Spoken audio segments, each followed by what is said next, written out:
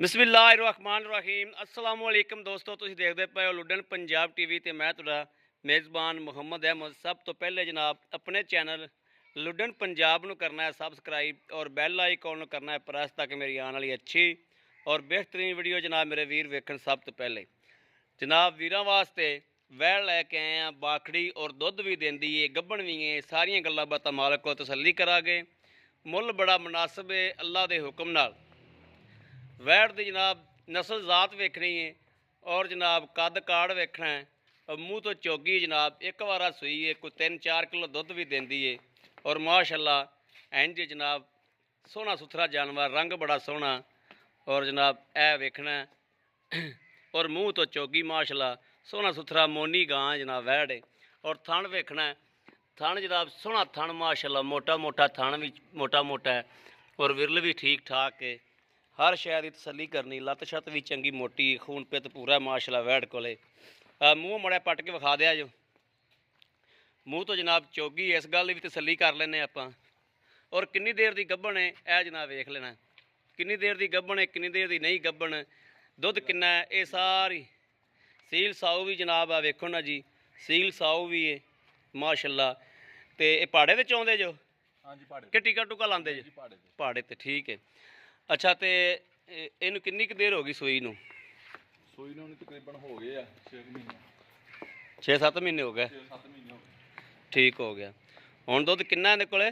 4 kilo दोवें time मिलदी कि एक टाइम? दोवें टाइम मिलदी है। 2-2 किलो? 2-2 किलो।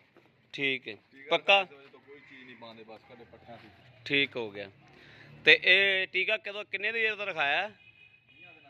20 दिन? 8-60 दिता है, यानी कि पक्की गल है गब्बण रह गई। 100 च किन्ने परसेंट उम्मीद हैगी भी गब्बण है? 90% उम्मीद है भी गब्बण है। ठीक हो गया। हाँ हाँ हाँ, मड़ा लम्मा टोरिया जो मैनू टोरा फिर के विखाइए वीरां नूं तसल्ली कराइए। यह जनाब टोरा फिर के वेख लेना मेरे वीरां ने माशाअल्लाह, जानवर बड़ा लाजवाब है और रेट बड़ा मुनासिब है, रेट बड़ा ही मुनासिब है जी। ये तो तुसीं दसता है भी मूँह तो चौगी है तो 20 दिनों की 20 दिन टीका रखाया? तुसीं आदे हत्थी रखाया? आम टीका रखाया है या कोई इसे नस्ल का ही रखाया? ठीक हो गया। तो ये मेरा वीर वैसे तो सील साऊ है, दुध पक्का पर 4 किलो चवा के दिया गए? 2 टाइम टीका टूका लाते हो कि उवें ही पट्ठियां ते पहाड़े ते? हाँ, पसम पैंदी? ठीक है। तो पैसे किन्ने ने दे? 1,55,000। इहदे प्यार मुहब्बत हैगी ना? ठीक हो गया। लो जी मेरे वीरां दे सामने जनाब बाखड़ी गां है, गब्बण भी है, दुध भी है और नस्ल जात भी मेरे वीरां दे सामने खलोती है।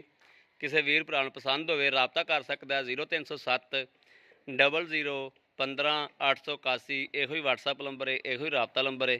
बाकी उम्मीद करा कि साडी अज वाली वीडियो मेरे वीरां नूं पसंद आवेगी। पसंद आवे कमेंट लाइक शेयर आदे वीर नूं जरूर करदा रहना है ताकि तुहाडा वीर तुहाडे वास्ते बाहर फिर के अच्छे तो अच्छा जानवर लैके हाज़र हुंदा रहे।